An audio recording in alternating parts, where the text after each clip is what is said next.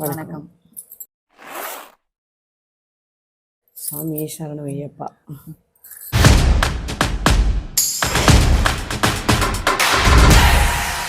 அப்புறம் திருக்கடையூர் போயிட்டு வந்தோம்ல, போயிட்டு வந்தது.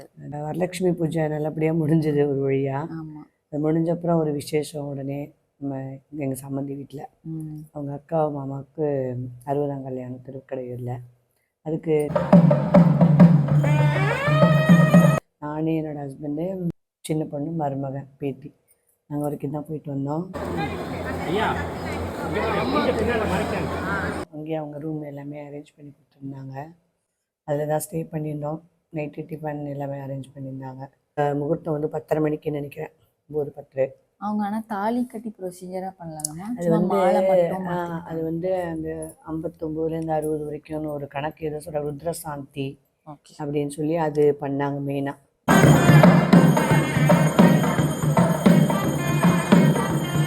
நல்ல மழை, இங்கே சரியாக மழை ஸ்டார்ட் ஆகிடுச்சு.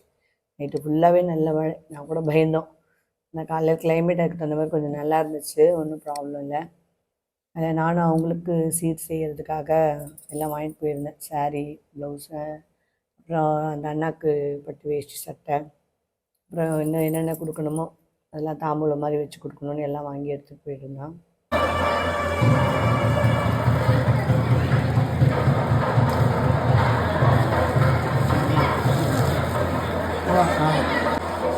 டிஃபன்லாம் சாப்பிட்டுட்டு இல்லை அப்புறம் திரும்ப கோயிலுக்கு போயிட்டோம். கோயிலுக்கு போன உடனே ஃபஸ்ட்டு வந்து நம்ம விநாயகர் பூஜை வழியில், அது விநாயகர் பூஜை நல்லபடியாக முடிஞ்சது. அதுக்கப்புறமா வந்து கோ பூஜை பண்ணாங்க.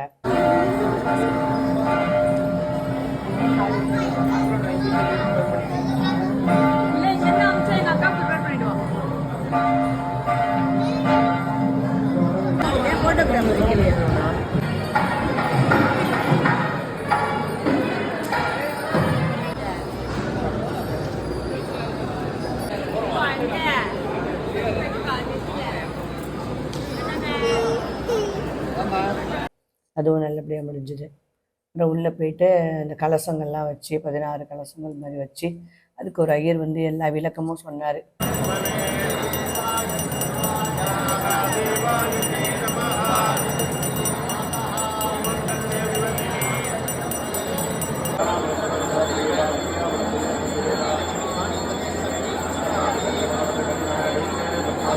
இது எதுக்காக 50லேருந்து 60 எதுக்கு பண்ணுறோம், 60லேருந்து 61 என்ன பண்ணுறோம், ஒவ்வொருக்கு ருத்ரசாந்தினா என்ன, சஷ்டியாப்த பூர்த்தினா என்ன, சதாபிஷேகம்னா என்ன, பீமரத சாந்தினா என்ன அப்படின்னு அந்த ஐயர் வந்து எல்லாமே நல்லா விளக்கமாக சொன்னார். அப்புறம் எல்லாம் உட்கார வச்சு அவங்களுக்கு செய்ய வேண்டியது என்னென்னமோ அதெல்லாம் பண்ணாங்க. யாகம், நவகிரகம். ஆனால் அந்த திருக்கடையூரில் மட்டும் அமிர்தகடேஸ்வர் கோயிலில் நவகிரகம் மட்டும் கிடையாது அப்படின்னு சொன்னாங்க. அதனால் அந்த நவகிரக பூஜையெல்லாம் பண்ணுறதுக்கு என்னென்ன இருக்குதோ அதெல்லாம் வச்சு பண்ணினாங்க. எல்லாமே நல்லா பண்ணி அதெல்லாம் முடிச்சுட்டு அப்புறமா அவங்களுக்கு வந்து அந்த கலச தண்ணியெல்லாம் ஊற்றுறதுக்காக எல்லார் கையிலையும் கொடுத்து எல்லோரும் எடுத்துகிட்டு போய் கலசம்லாம் அவங்களுக்கு ஊற்றி அபிஷேகம் பண்ணினோம்.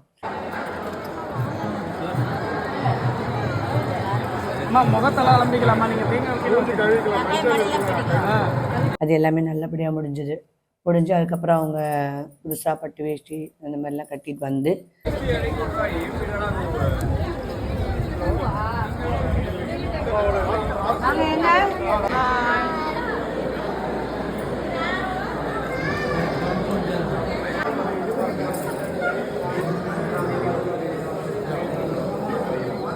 திரும்ப உட்காந்து மாலையெல்லாம் மாற்றி அதுக்கு சில ப்ரொசீஜர்லாம் வச்சு எல்லாம் பண்ணி அவங்க பரிவட்டம் மாதிரி ஏதோ கட்டி அதெல்லாம் பண்ணாங்க. ரொம்ப நல்லா இருந்துச்சு, மனசுக்கு நிறைவாக சந்தோஷமாக இருந்துச்சு.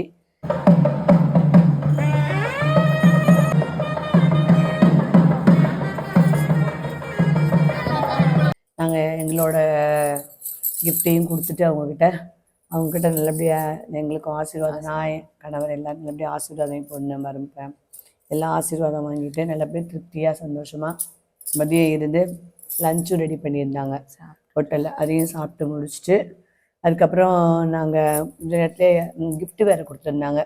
நல்லா இருந்துச்சு. அவங்க கொடுத்த கிஃப்ட்டு ரொம்ப நல்லா இருந்துச்சு. ஏதோ ஹாட் பேக் மாதிரி 2 இது பண்ணி அதுக்கு டிசைன் டைப்பில் பேங்கிள்ஸ்லாம் போட்டு ப்ளவுஸ் வச்சு கொடுத்துருந்தாங்க. ரொம்ப நல்லா இருந்துச்சு.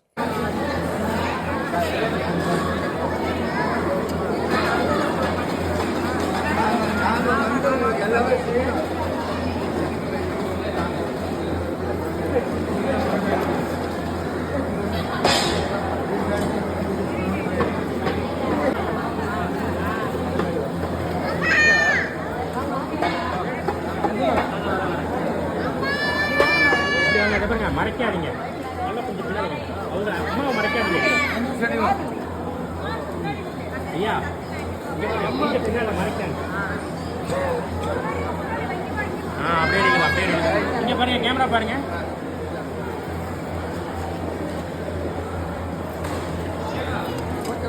மறைக்காதீங்க அண்ணா, கொஞ்சம் ஐயா எல்லாம் வாங்கிட்டு நாங்களும் சொல்லிட்டு கிளம்பிட்டோம். நாங்கள் எல்லாமே நல்லபடியாக சந்தோஷமாக முடிஞ்சது. அவங்களோட ஆசீர்வாதம் எங்களுக்கு கிடச்சிது. ஆமா, அது பெரிய நல்லா ப்ளஸ் விஷயம். பண்ணி தான் அமுச்சு விட்டாங்க. எங்களையும் எந்த குறையும் இல்லை. அது மாதிரி நாங்களும் முடிச்சுட்டு பக்கத்துலேயே மார்க்கண்டேயன் கோயில் இருக்கும், எப்போவுமே அங்கே போய் பார்த்துட்டு வருவேன். இருந்தாலும் போய் அங்கே அடி மெரிக்கணும்னு சொல்லி மெரிச்சு வெளியே இருந்தே மார்க்கண்டேயரே நல்லா வேண்டிக்கிட்டு ஒரு வழியாக சென்னை வந்து ரீச் ஆயாச்சு.